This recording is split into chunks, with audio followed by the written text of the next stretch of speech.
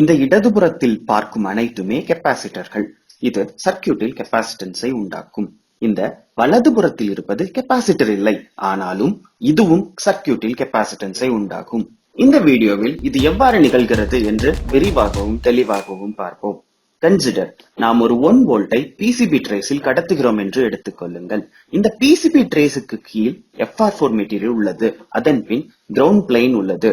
Now PCB ட்ரேஸை சுற்றி உருவாகும் electric field ஆனது கிரவுண்ட் பிளேனை நோக்கி பாய்கிறது. இங்கு electrical energy is stored in the form of electric field lines.